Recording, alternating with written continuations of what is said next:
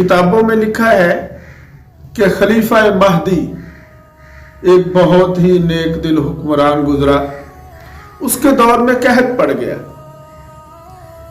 अवाम परेशान है, लोग परेशान हैं, सब कहत के मारे हैं। एक दफा रात के वक्त ये खलीफा महदी अपने रूम में, अपने कमरे में बैठा हुआ था, परेशान था, और एक उसका खादम, उसका नौकर उसके पास था। खलीफा महदी ने कहा अपने नौकर से कि यार कोई बात बताओ, कोई बात सुनाओ, दिल बहल जाए, लोग परेशान हैं जिसकी वजह से नींद नहीं आती। उसने कहा बादशाह सलामत, मैं आपको एक वाकया सुनाता हूं। कहने लगा कि किसी जंगल में एक लोमड़ी थी और उसने कहीं सफर पे जाना था। उसका एक छोटा सा बच्चा था। वो जंगल के जानवरों के पास गई और उनसे जाकर कहने लगी कि मैं सफर पे जा रही हूं, मेरा बच्चा है, इसकी हिफाजत तुम करो।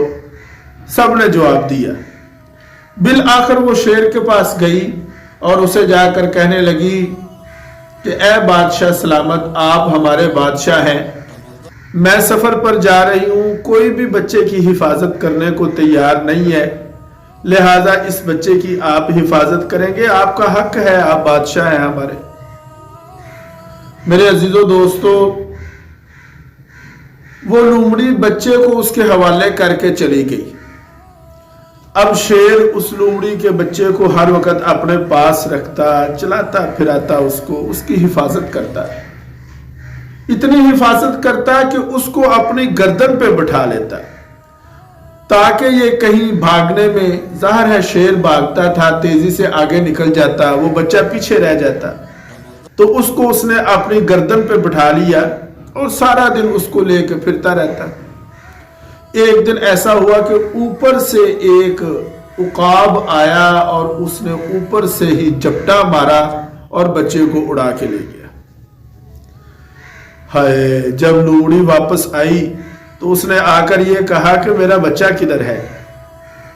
तो शेर ने कहा कि देखो लोमड़ी, बात सुनो, जितनी भी जमीन की आफतें थी उन सब आफात से मैंने तुम्हारे बच्चे की हिफाजत की, लेकिन जो आसमानी आफतें थी मैं उन आफतों का मुकाबला नहीं कर सकता था। उसने कहा कि अमीरुल मोमिनीन, आप ये बताएं कि ये जो कहत है ये आसमानी आफत है या जमीन की आफत है। तो उसने कहा कि आफत तो आसमानी है। तो कहने लगा अमीरुल मोमिनीन, आप फिर क्यों परेशान होते हैं? अगर ये आसमानी आफत है तो हम आसमानी आफत का मुकाबला नहीं कर सकते, परेशान होना छोड़ दें। जो जमीनी आफात हैं आप उनसे तो लड़ सकते हैं, आसमानी आफत से कैसे लड़ सकते हैं? ला इलाहा इल्लल्लाह। तो खलीफा महदी कहने लगा कि ये तो बात ठीक है, लेकिन रियाया तो मेरी है ना, इसका क्या हल है?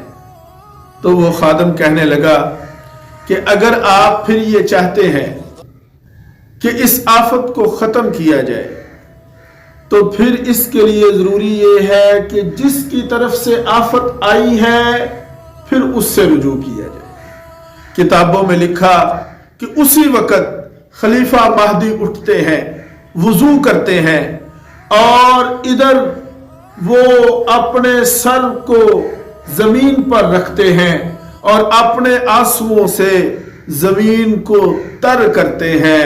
उधर अल्लाह रब्बुल इज्जत बारिश बरसा कर जमीन को तर कर देते हैं।